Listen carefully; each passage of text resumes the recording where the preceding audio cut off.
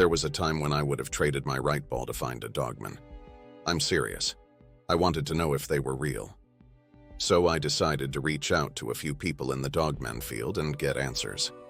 The first lesson I learned is that Dogmen content creators are a bunch of haters, especially when you talk to people who have 40,000 subscribers or fewer. They are like the worst haters. I remember asking one of them about Vic Cundiff from Dogman Encounters. The first words out of his mouth were "Screw Vic Cundiff." Then when I asked if he had ever spoken to him, he said no. No? What do you mean no? You just said screw the man, but you have never talked to him. That is when I learned that many of the people you think of as content creators are just man-children, with toys and trinkets. The weird kid who was bullied in high school, and now they are important. Then I decided to reach out to Dark Waters. Listen, it took 3 months to get him on the phone, and then the dude hung up on me when he realized I didn't have a story to tell. So I text him and he says, "You lied to me. You emailed me saying you had a story. Then when we get on the phone, you admit you don't and you want to ask questions. I would have answered the questions, but you lied. So why should I talk to you?"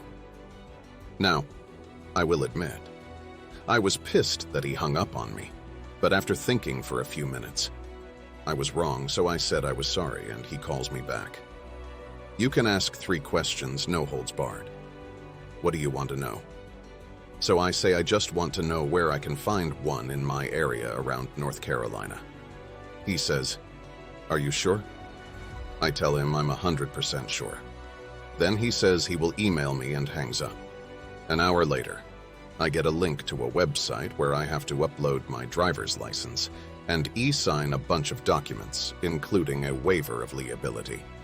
It was right then and there that I knew it was about to be some real shit, because I signed them all, and he sends me another email with a location and instruction. The location is Yoni's Lake State Park, and he says, "Camp in the land between the lakes. Stay as long as you can, it should not take long." Then he calls me and says, "You know all the witches and sorcerers and occultists go to the LBL that people are promoting. That is where they do all their vampire cult rituals." Then he goes on to explain to me that the cryptid field is a religious field, the most succinct answer I have ever heard. He breaks it all down. The Nephilim are the fallen angels in the Bible. So when you see people focused on them with their channel, they are preaching the gospel of the fallen angel. The seed of the fallen are these creatures, cryptids, and other monsters. They are what become demons when they die. So it's the doctrine of fallen angels and demons being spread all around the place. And that is why when I realized it, I started talking more boldly about Jesus Christ. Imagine the scene. I'm sitting on the phone with this man, and he just dropped the truth on me like he was throwing a plastic bottle in the recycle bin. Then he says, "So, understand when you get there and you camp, there will be other things in the woods with them." Then he says, "Call me when you get back." So I do my own research and dig around, ask questions, and no one has ever heard of an encounter in this area. And then I call him back to ask more questions. And I tell him there are no sightings near here. He just says, "You want a real sighting? Go. You will understand why there is so much activity in locations where there is land between 2 lakes. Go or don't go. It does not matter to me." Fast forward a week later, I go. Now I was told to park and walk to these coordinates, but I didn't feel comfortable walking in there, so I drove, then parked, and walked into the woods heading towards Salters Lake. When I got to the coordinates, it was peaceful and quiet, nothing weird at all. My plan was to stay 2 nights. Listen, the plan went straight to hell as soon as the sun set because I have my tent, I have my fire, and next you hear what sounds like a man screaming for help. And it's coming from the direction of the lake. So I walk in that direction until I get to the water, and looking out, I don't see anything. However, as soon as I turn my back, I hear it again. Then this spooky feeling comes over me like I'm near something I shouldn't be. So I leave and head back to the tent. At midnight, I hear footsteps walking up on me and see a light, then hear a voice. And it's a park ranger telling me I need to leave. It's not safe to camp between the lakes.